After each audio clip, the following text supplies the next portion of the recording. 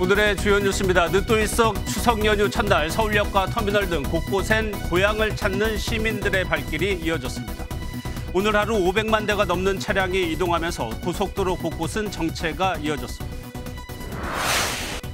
정부가 추석 전후 기간을 비상응급대응 주간으로 삼고 의료 대란의 공백을 채우기 위해 총력을 쏟고 있습니다.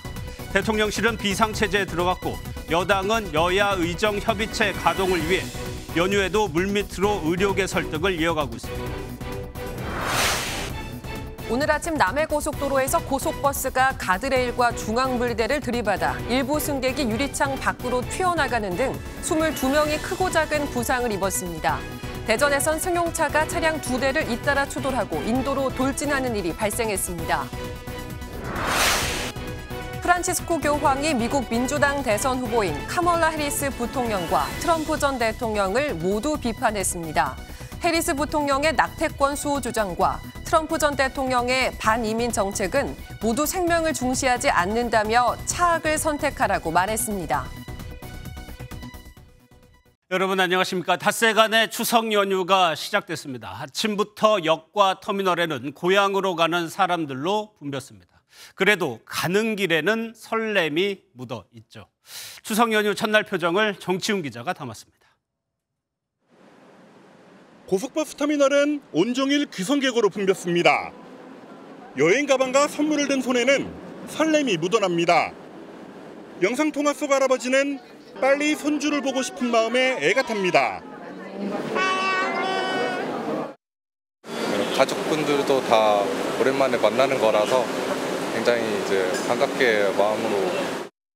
화창한 날씨 속 월출산 아래 마을에서는 고구마 순을 다듬으며 도란도란 이야기꽃이 한창입니다. 먼 거리에 자녀가 행여나 고생할까 어머니는 걱정이 앞서면서도 기다리는 마음은 숨길 수 없습니다. 이렇게 자식들이 좋아하는 음식 하나하나 다 해놓고 먹이려고 이렇게 하면서 재미가 있어요. 시험시험 내려고 그랬으면 좋겠습니다. 아직은 한낮 30도가 넘는 무더위가 기승을 부리고 있지만 한가위를 맞은 고향 마을은 포근한 정취가 물들고 있습니다. 일찌감치 고향을 찾은 가족은 인근 나들이에 나섰습니다. 장자귀의 추석맞이 소원을 적어봅니다. 어떤 소원 적고 싶어? 세계 평화를 빌어보기도 휴대전화를 사달라는 투정도 적지만 가족 건강이 우선입니다. 이열치열 천도에 육박하는 도자기 굽는 가마에 소원 장작을 던지고 두 손을 모아 빌어봅니다.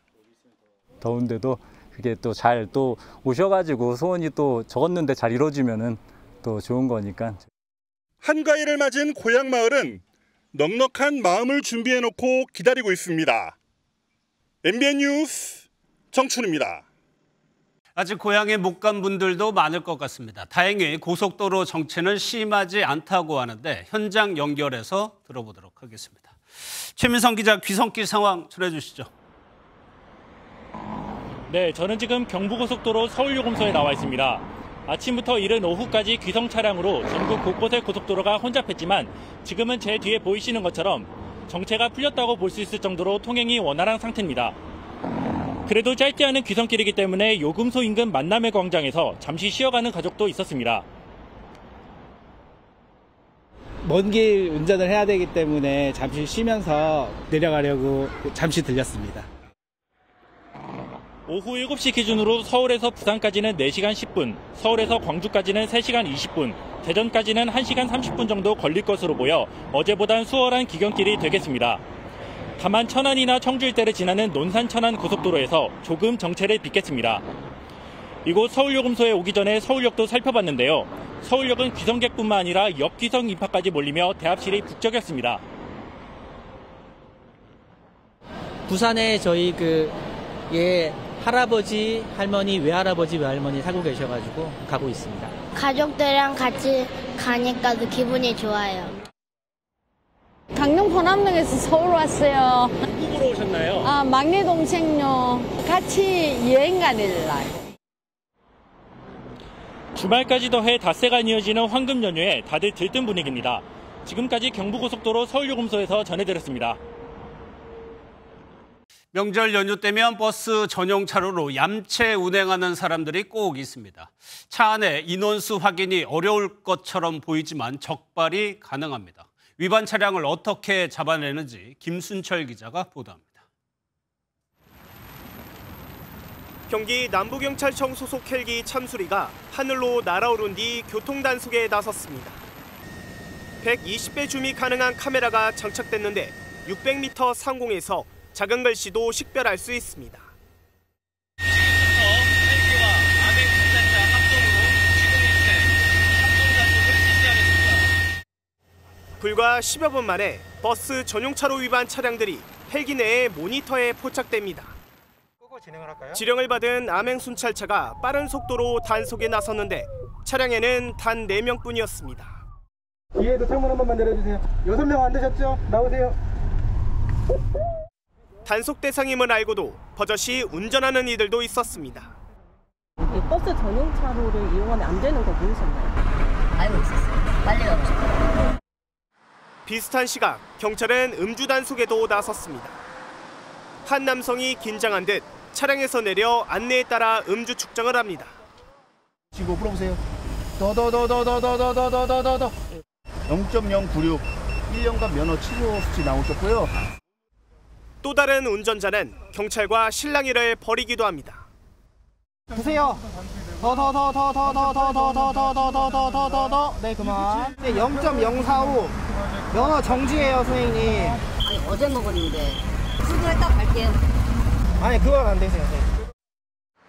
경찰은 2시간 동안 단속에 나섰는데 교통법규 위반 26건, 음주운전 29건이 적발됐습니다. 한 40대 운전자는 술을 마신 뒤 강원 강릉에서 경기 화성까지 약 200km를 운전한 것으로 드러나기도 했습니다. 경찰은 추석 연휴 귀성길 차량이 몰리는 만큼 안전운전을 당부하는 한편 오는 18일까지 집중 단속에 나설 방침입니다. MBN 뉴스 김순철입니다. 정부가 추석 전후 2주를 비상응급 대응주간으로 정하고 의료 공백을 메우기 위해 총력을 쏟고 있죠. 하지만 곳곳에서 차질이 빚어지고 있습니다.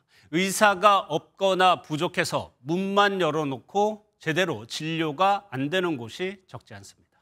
박유영 기자입니다. 정부는 추석 연휴 첫날인 오늘 전국 병의원 27,766개소가 문을 연다고 밝혔습니다. 응급실은 409개 가운데 2개소를 뺀 407개소가 연휴 기간 매일 24시간 운영된다고 안내했습니다. 수치만 보면 전체 99% 응급실에서 치료받을 수 있는 겁니다. 하지만 일부 현장에서는 차질이 빚어지고 있습니다. 정형외과 진료는 응급실에서 당장 안 돼서 나중에 외래 통해서 나오시거나 아니면 전원 가실 수는 있으세요. 의료 파악 관련해서 정형외과가 제한이 되거든요. 안과 진료가 안 돼서요. 119 문의하셔서 안과 진료 가능하신 곳 한번 문의. 응급실 종합 상황판을 봐도 상당수 병원에 진료 불가 관련 메시지가 떠 있습니다. 소위 빅5 병원 중 한 곳은 오늘 의료진 부족을 이유로 환자 수용 불가 혹은 부분 수용만 가능하다는 공지를 띄운 질환만 13개나 됩니다. 한 설문조사에 따르면 응급의학 전문의 10명 중 9명이 현재 응급실 상황을 위기라고 답한 가운데 진짜 위기는 연휴 이후에 본격화될 거란 우려도 큽니다. 호전될 만한 요인이 전혀 없고요. 10월달 보면은요, 또 징검다리 연휴들이 쭉 있거든요. 끝나는 위기라고 생각하지 않고요. 매번 반복되는 일이라고. 지칠 대로 지친 환자와 현장에 남은 의료진들을 위해서라도 정부와 의료계 모두 결단이 필요하다는 목소리가 끊이지 않습니다. MBN 뉴스 박영입니다. 응급의료 공백을 차단하기 위해 대통령실도 비상체제를 가동했습니다. 여당은 추석 연휴에도 여야 의정협의체 의료계를 참여시키기 위해서 물밑 접촉을 이어가고 있습니다. 이어서 김도영 기자입니다. 여야 의정 4자 협의체가 결국 추석 전에 출범하지 못하면서 대통령실도 비상체제에 돌입했습니다. 응급의료 체계가 충분히 관리 가능한 범위에 있다고 판단하면서도 만일의 상황에 예의주시하고 있습니다. 대통령실은 연휴 내내 응급의료 현황을 실시간으로 모니터링한다는 방침입니다. 정부와 의료계는 여전히 평행선을 달리고 있습니다. 한덕수 총리는 SNS에 개혁의 고통이 버거워 모두가 미룬 탓에 큰 비용을 치르고 있다며 국민에게 꼭 필요한 일이라면 심지 굳게 밀고 실행하겠다고 강조했습니다. 의료계는 이런 강경한 정부의 태도 변화를 요구하며 여전히 대화를 거부하고 있습니다. 우리는 정부의 태도 변화가 없는 현 시점에 여야 의정 협의체 참여는 시기상조라고 생각합니다. 협의체 구성이 불발되면서 만약 연휴 기간 의료 상황마저 차질을 빚으면 정부 여당 책임론이 불거질 수 있는 만큼 여권은 긴장의 끈을 놓지 않고 있습니다. 한동훈 국민의힘 대표와 지도부는 맨투맨으로 의료단체 인사들을 만나 협의체 참여를 위한 설득을 이어가고 있습니다. 의사단체들과 물밑 접촉을 이어가고 있고 정부 측에도 의사단체를 협의체로 이끌기 위해 할 수 있는 역할을 해야 한다는 메시지를 지속적으로 전달하고 있습니다. 한 대표 측은 추석 연휴 내내 의료단체를 만나 설득할 것이라고 밝혔습니다. MBN 뉴스 김도형입니다. 의대 증원으로 어제 마감된 2025학년도 의대 수시 모집에는 작년보다 30% 가까이 늘어난 7만 2천여 명이 몰렸습니다. 재수학원에도 연휴가 무색할 정도로 수험생들이 많았습니다. 보도에 장명훈 기자입니다. 서울의 한 입시학원, 추석 연휴도 잊은 수험생들이 입시 공부에 열중하고 있습니다. 정부의 의대 증원에 맞춰 의대 입시를 준비하는 수험생들도 눈에 띄게 늘었습니다. 주변에서 좀 의대를 도전하겠다고 하는 사람들이 좀 있는 거예요. 한 번 더 기회를 잡아보려고 아쉽게 그 성적이 안 나왔던 사람들 같은 경우에도 다시 도전사. 이런 의대 입시 열기는 2025학년도 수시 모집 결과에 그대로 나타났습니다. 어제 마감된 39개 의과대학 수시 모집에는 지난해보다 30% 가까이 늘어난 7만 2천여 명의 수험생이 몰렸습니다. 총 지원자 수는 늘었지만 모집 인원도 함께 늘어나면서 전체 경쟁률은 지난해보다 떨어진 24대 1로 나타났습니다. 수도권에 있는 의대를 거의 중점적으로 쓰고 아무래도 짐이 조금 덜어진 느낌이 들어서 전보다는 좀 더 편하게 공부할 수 있을 것 같아요. 권역별로는 경인권 경쟁률이 77대 1로 가장 높았고 서울권이 35대 1, 지방권 14대 1 순으로 나타났습니다. 학교별로는 가천대와 성균관대, 중앙대, 가톨릭대 순으로 높은 경쟁률을 보였습니다. 전문가들은 수시 모집에 역대 최다 인원이 몰린 만큼 정시에도 치열한 경쟁이 이어질 것으로 전망합니다. MBN 뉴스 장명훈입니다. 종일 귀성길 정체가 빚어진 추석 연휴 첫날인데요. 도로 위 사고도 잇따랐습니다. 오늘 부산에선 고속버스가 가드레일과 중앙분리대를 연달아 들이받아 22명이 다쳤고 대전에선 승용차가 인도로 돌진하는 사고가 있었습니다. 노승환 기자입니다. 버스 앞부분이 완전히 떨어져 나갔습니다. 승객으로 보이는 한 남성은 다급하게 구급대원을 부릅니다. 나온다고 한 명만 와달래. 여기 한 명만. 많이. 연휴 첫날인 오늘 오전 6시 56분 부산 남해고속도로 이지선 서부산 요금소 근처에서 고속버스가 알 수 없는 이유로 가드레일과 중앙분리대를 잇따라 들이받았습니다. 승객 2명은 유리창을 뚫고 맞은편 도로로 튕겨나가기도 했습니다. 모두 22명이 다쳐 치료를 받고 있고 경찰은 블랙박스와 목격담 등을 토대로 정확한 경위를 조사하고 있습니다. 승용차가 서행하던 SUV를 들이받습니다. 그러고도 속도를 낮추지 않은 승용차는 인도로 돌진해 신호등을 들이받고서야 멈춰섰습니다. 화면엔 보이지 않지만 이 승용차는 주차된 다른 승용차 한 대도 들이받은 상태였습니다. 60대 운전자와 동승자가 다쳤고 다행히 그 외에 다친 사람은 없었습니다. 서해안고속도로 당진나들목 근처에선 22톤 화물 트럭이 옆으로 넘어졌습니다. 고장으로 3차로 가운데 2차로에 멈춰선 소형 승합차를 피하려다 사고가 났습니다. 화물 트럭 운전자가 다쳤지만 다행히 2차 사고는 없었습니다. MBN 뉴스 노승환입니다. 어젯밤 제주공항에서 드론 의심 물체가 발견됐다는 신고가 접수돼 약 50분간 항공기 이착륙이 전면 중단됐습니다. 전북 지역의 목욕탕과 축사에서 화재가 발생하기도 했는데요. 이어지는 사건 사고 소식 이시열 기자가 정리했습니다. 제주공항에서 운항이 중단됐던 항공기가 하늘로 날아오릅니다. 드론으로 의심되는 물체가 발견됐다라는 경비요원의 신고가 들어온 건 어젯밤 9시 5분쯤. 이로 인해 항공기 운항이 약 50분간 전면 중단되며 추석 연휴를 맞아 제주를 찾으려던 귀성 관광객들이 큰 불편을 겪었습니다. 한국공항공사 관계자는 안전을 위해 이착륙이 중단됐다며 확인 결과 드론이 아니라 등불로 밝혀졌다고 설명했습니다. 목욕탕 내부가 뿌연 연기로 가득합니다. 연휴 첫날인 오늘 오전 9시 20분쯤 전북 전주의 한 목욕탕에서 불이 났습니다.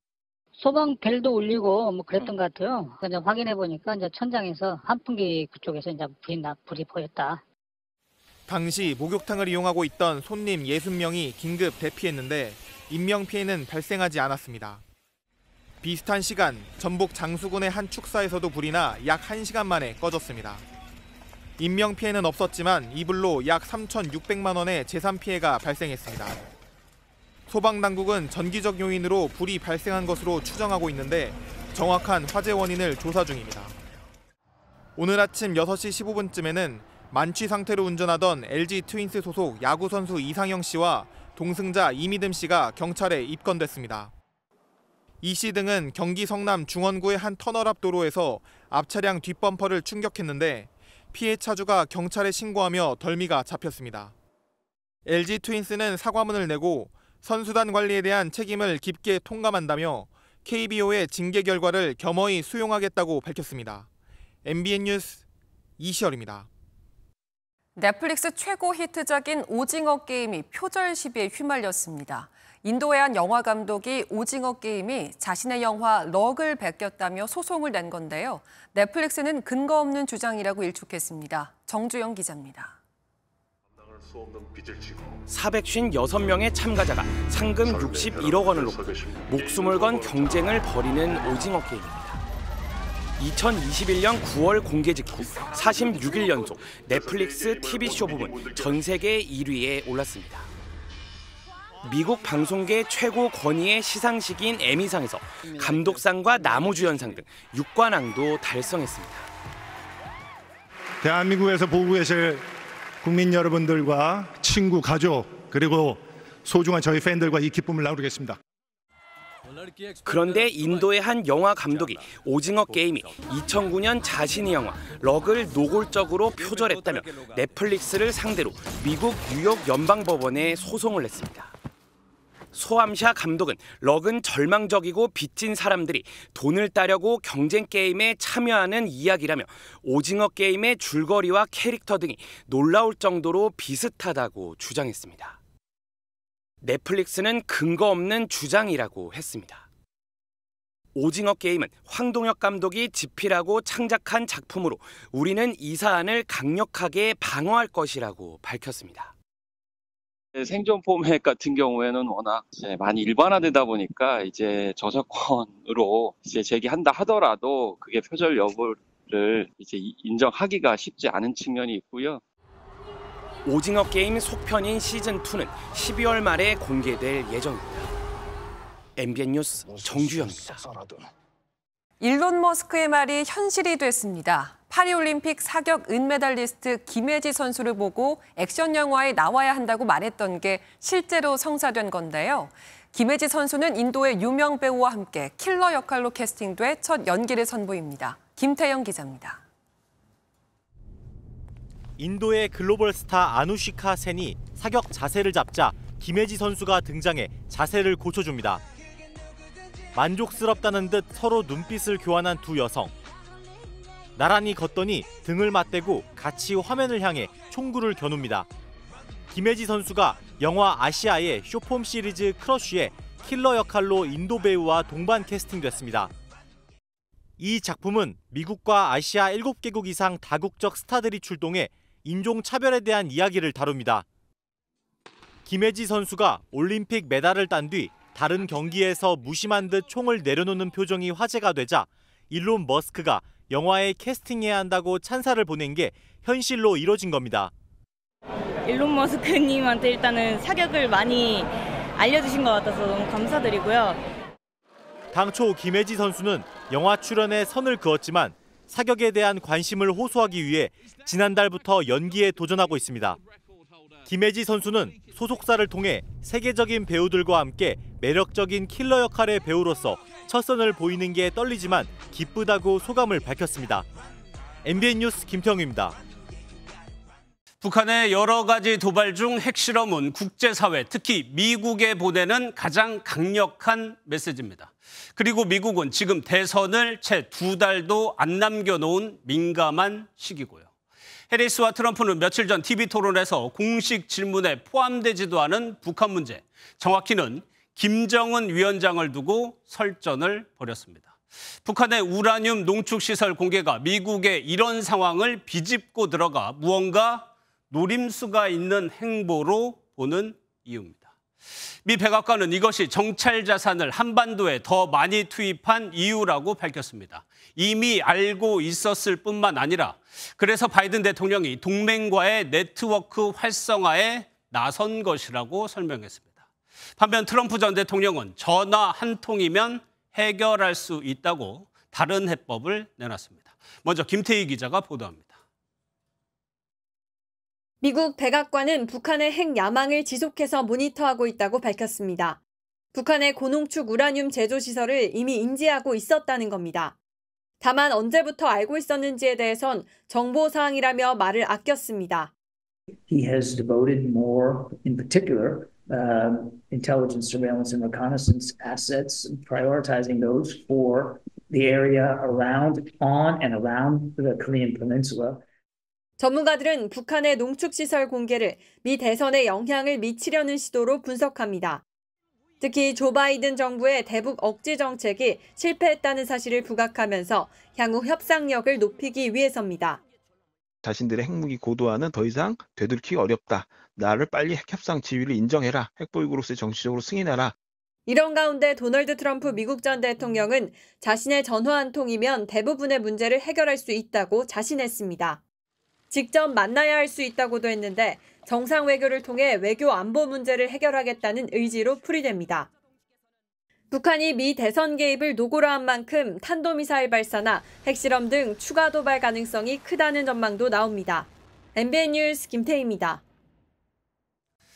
북한이 공개한 우라늄 시설이 어느 정도 수준에 왔는지 또 단순히 보여주는 것에서 멈출지 궁금합니다. 외교안보 팀장인 이성식 기자 나와 있습니다. 어서 오세요. 예, 2010년 한번 거슬러 올라가 볼게요. 그때도 미국 과학자들 불러가지고 영변 핵시설 공개했었잖아요. 네, 당시 공개됐던 영상 보면서 말씀드리겠습니다. 예. 2010년 10월이었습니다. 북한은 미국 과학자 해커 박사와 해외 언론인들을 영변 핵시설에 초대했습니다. 이들이 보호 장비를 착용하고 핵시설을 둘러보는 장면 등이 공개됐는데요. 해커 박사는 보고서에서 북한이 원심 분리기 2,000개를 가동하고 있다면서 우라늄 농축 기술의 군사적 잠재성이 매우 심각하다고 우려했습니다. 예, 그리고 나서 15년 뒤에 공개를 했어요. 그럼 핵시설에 어떤 진전, 변화가 보이던가요? 네, 이번에 북한이 공개한 우라늄 농축 시설은 핵탄두를 만드는 데 필요한 고농축 우라늄을 생산하는 장소입니다. 예. 핵탄 생산 및 현행 핵물질 생산 실태를 의뢰하시고 무기급 핵물질 생산을 늘리기 위한 전망 계획에 대한 중요 과업을 제시하셨습니다. 네, 2010년과 비교해 보면 원심 분리기가 끝없이 연결됐다는 걸 한눈에 알 수 있는데요. 2010년 북한이 원심 분리기 2,000개를 가동했다면 한미 정보당국은 최근 북한이 우라늄 농축 시설을 확장해서 원심 분리기 약 10,000개를 가동 중인 것으로 추정하고 있습니다. 북한이 이번에 전격적으로 핵시설을 공개한 것은 결국 핵 보유국의 지위를 얻어내겠다는 의도로 읽힙니다. 예, 그런데 핵 보유국 지위라는 것이 결국 미국의 이익이 가장 중요하고 그런데 미국은 대선이 50여일밖에 안 남았거든요. 네, 이번에 핵시설을 전격적으로 공개한 것은 결국 트럼프의 손을 들어주는 차원 아니냐 이런 해석이 많습니다. 바이든이 주도했던 대북 압박 정책이 사실상 효과가 없다고 선언한 셈이기 때문인데요.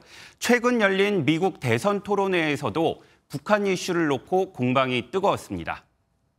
It is well known he exchanged love letters with Kim Jong-un. China was afraid of him. North Korea was afraid of him. Look at what's going on with North Korea, by the way. 또 하나 관심사가요. 북한이 7차 핵실험 카드를 쓸 것이냐 이 부분이거든요. 사실 북한이 이미 핵탄두를 보유하고 있기 때문에 추가로 핵실험을 할 필요성 크지 않다는 분석이 많습니다. 인도나 파키스탄 같은 경우도 핵실험 딱 하루 동안만 진행한 것으로 전해집니다. 북한의 마지막 핵실험은 지난 2017년 9월 6차 핵실험이었는데요. 북한이 만약에 7차 핵실험을 진행한다면 크게 두 가지 의도로 해석할 수 있을 것 같습니다. 우선 미사일 도발 등에 대해서 국제사회가 무시 전략으로 일관하니까 가장 강력한 카드로 존재감을 키우는 것으로 볼 수 있고요.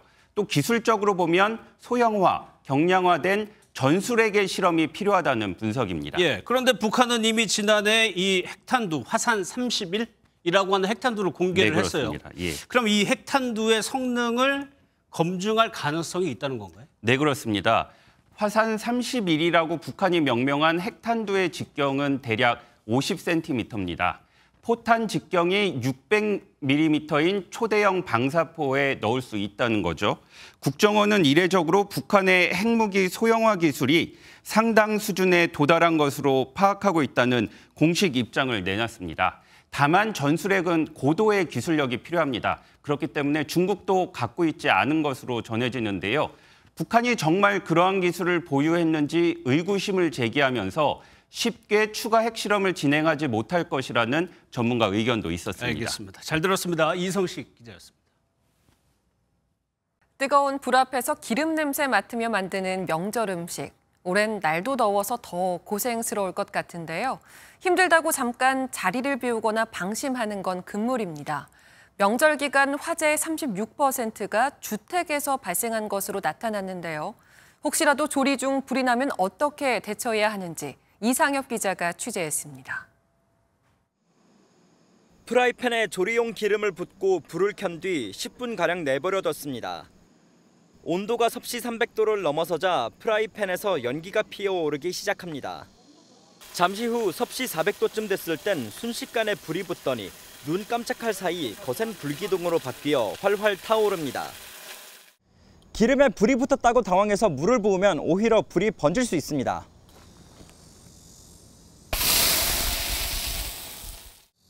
기름 화재는 절대 물을 붓지 말고 뚜껑으로 프라이팬을 덮어 공기를 차단하는 것이 가장 중요합니다.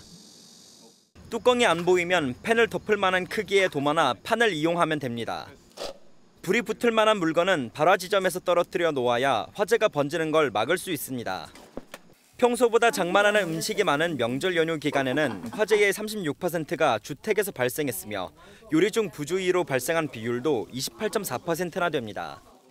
평상시에 사용하던 기름보다는 조금 더 발연점이 높은 그런 기름을 사용해서 요리를 해야 되고요. 요리를 할 때 지켜보고 있지 않으면 이렇게 점화원이 따로 없어도 자연 발화하는 위험성들이. 음식점에선 주방에 의무적으로 비치하게 돼 있는 주방 화재 전용 K급 소화기를 활용하면 불길을 쉽게 잡을 수 있습니다. 소방청은 가정에서도 주방 화재에 적합한 K급 소화기를 준비해 놓을 필요가 있다고 조언합니다. MBN 뉴스 이상엽입니다. 명절 기차표 예매 해보셨다면 얼마나 어려운지 아실 텐데요. 그런데 최근 6년간 명절 열차 승차권의 40%가 예약이 취소됐던 것으로 파악됐습니다. 취소표는 순식간에 재판매되기도 하지만 끝까지 빈자리로 버려지는 노쇼도 상당했는데요. 취소표라도 잡으려고 종일 예약창 들여다보는 사람이 많은데 아깝습니다. 최윤영 기자입니다. 명절 연휴 첫날 서울역 승차권 사는 곳입니다. 요즘 대부분 휴대전화 앱으로 기차표를 구입하지만 혹시나 취소표나 입석을 구하려는 사람들은 꾸준합니다. 자리는 없고요. 12시 30분에 서서 가는 거예요. 서서 가는 거라고 그러네, 말이. 계속 보고 있었죠. 뭐 운이 좋으면 누가 취소해가지고 그게 딱 얻어 걸릴 때도 있고 부산에 가는데 갈 때마다 제대로 사본 적이 없어요. 이렇게 명절 기차표는 구하기 어려운데 최근 6년간 명절 때 코레일 열차 승차권 10장 중 4장은 예약 취소됐던 것으로 나타났습니다. 2019년부터 6차례의 설과 5차례의 추석 연휴 기간 발권된 KTX 등 기차표는 총 3,600만 장, 이 중 1,400만 장은 취소로 반환됐습니다. 올해 설 연휴에도 기차표 408만 장 중 취소된 표는 186만 장으로 전체의 45%, 작년보다 더 늘었습니다. 열차 출발 이후에는 재판매도 안 되고 빈좌석으로 운행되는데 지난 설에는 이렇게 버려진 표가 20만 장이나 되는 것으로 알려졌습니다. 명절마다 반복되어 온 기차표 노쇼로 시민들의 불편과 피해가 큽니다. 표준 약관 개정 등 제도 개선을 통해서 피해를 막아야 될 것 같습니다. 기차표 취소 위약금은 3시간 전에서 출발 시간 전까지 10%, 출발 후 20분까지도 15%에 불과합니다. MBN 뉴스 최윤영입니다. 프란치스코 교황이 미국 대선 후보로 나선 해리스 부통령과 트럼프 전 대통령을 모두 비판했습니다. 두 후보 각각이 주장하는 낙태권 수호와 반이민 정책 모두 생명을 경시한다는 이유에서입니다. 둘 다 나쁘면 누구에게 투표하라는 걸까요? 이 소식은 송주영 기자가 전합니다. 프란치스코 교황이 아시아 오사니아 4개국 순방 귀국길에 뼈있는 메시지를 남겼습니다. Ambedue sono contro la vita, sia quello che butta via i migranti, sia quello che uccide i bambini. Ambedue sono contro la vita. 교황은 낙태는 인간을 죽이는 행위로, 이민자 추방은 중대한 죄로 규정했습니다. 직접 이름을 거론하지는 않았지만 낙태권 수호를 주장하는 해리스 부통령과 반이민 정책을 펴는 트럼프 전 대통령을 겨냥했다는 걸 알 수 있습니다. When I am President of the United States, I will sign into law the protections for reproductive freedom. I can say this, we will do large deportations from Springfield, Ohio. 교황은 미국 가톨릭 유권자가 암울한 선택에 처했다면서 차하게 투표하라고 조언했습니다. Chi è il male minore? Quella signora o quel signore? Non so, ognuno in coscienza pensi e faccia questo. 교황이 미국 선거에 입장을 밝힌 건 이번이 처음은 아닙니다. 2016년에는 반이민 정책을, 2018년에는 낙태 행위를 비판한 적이 있습니다. 한편 이번 4개국 순방 중 싱가포르 방문 당시 교황이 현대자동차의 전기차를 타 눈길을 끌었습니다. MBN 뉴스 송주영입니다. 명절 특수를 겨냥해 추석 극장가를 채우던 대작 영화들이 사라졌습니다. 이로써 1편에서 1,000만 관객을 동원한 영화 베테랑 속편은 적수 없이 흥행을 노리게 됐는데요. 김문영 기자가 그렇게 된 이유를 짚어봤습니다. 죄를 저지른 사람은 끝까지 쫓는 베테랑 형사 서도철이 9년 만에 돌아왔습니다. 저 선배님이 조태우 잡으시는 거고 경찰 된 건데. 소편에선 재벌 3세가 아니라 정의라 포장하며 대중을 우롱하는 연쇄살인범의 뒤를 쫓습니다. 저는 1편 끝나자마자 2편 하자고 제가 막 닥달했던 사람 중에 한 명인데 우리 주변에 있을 법한 사람, 있었으면 좋겠던 사람, 그게 바로 서도철이에요. 액션장인 유승환 감독의 첫 시리즈물로 가수 장기하가 음악 감독으로 힘을 합쳐 액션 영상의 통쾌함이 배가 됐습니다. 주인공이 9년이라는 시간 동안 얼마나 더 성장했는가. 보다 더 좀 깊게 우려낸 사골 국물 맛? 뭐 이런 걸 좀 기대하셔도 좋지 않을까 싶네요. 새롭게 합류한 정혜인의 연기 변신으로 이목이 쏠리는 가운데 올 추석에 영화 베테랑2의 적수가 없습니다. 다른 대작이 사라진 이유는 지난해 추석에도 대작 3편을 개봉했지만 나란히 냉정한 평가를 받고 고전한 만큼 배급사들이 코로나 이후 성수기가 무의미하다고 분석하기 때문입니다. 또 베테랑2가 추석 개봉을 선점하자 출혈 경쟁을 피해 다른 영화들이 개봉일을 뒤로 미룬 영향도 큽니다.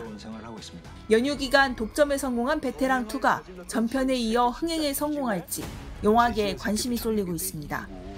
MBN 뉴스 김문영입니다. 프로야구가 연휴 첫날 잠실과 문학, 광주에서 매진을 기록하며 열기를 이어갔습니다. 사직구장에선 무쇠팔 최동원의 13주기 추모 행사가, 잠실에선 니느님 니퍼트의 은퇴식이 치러지며 전설과 함께한 오늘의 야구 소식 신영빈 기자가 전해드립니다. 무쇠팔 고 최동원의 13주기를 추모하며 시작된 경기. 롯데는 1회부터 선배에게 바치기라도 하듯 시원한 타격을 뽐냈습니다. 신성 윤동희와 주장 전준우의 홈런포로 1회부터 넉 점을 올린 롯데.